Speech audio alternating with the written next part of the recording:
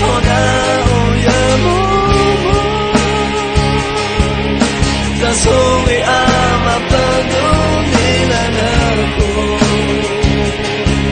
giờ cứ như vậy là cơ bộ nào giờ mù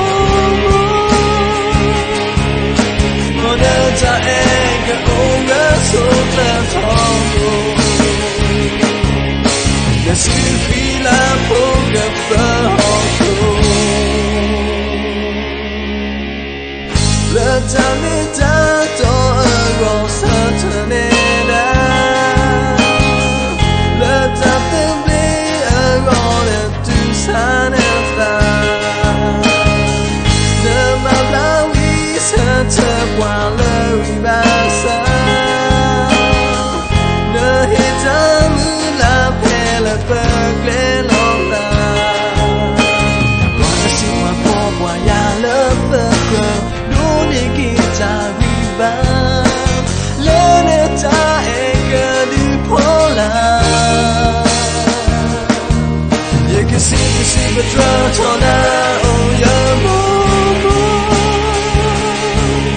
ta so mi ama ta no ni la na ko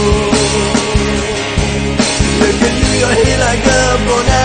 oh ya mo Mona cha em cái ôm đã xuống là thòng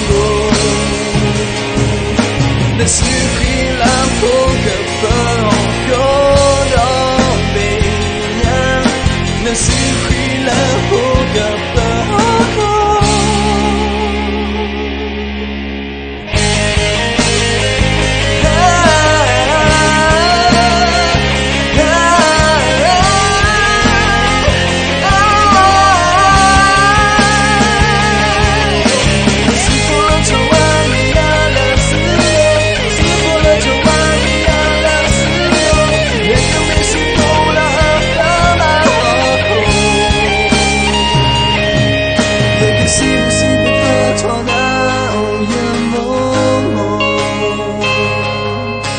ta số người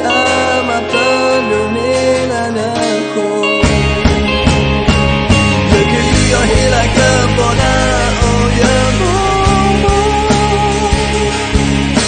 mo đã cha em cả ông đã sống là thòng khi là quên mong mong giờ kia xin và cho na oh yeah ta số người mà ta đúng đi là nako giờ thì yêu hay là cơ bỏ na oh yeah mo đã cha em cả ông đã sống là thòng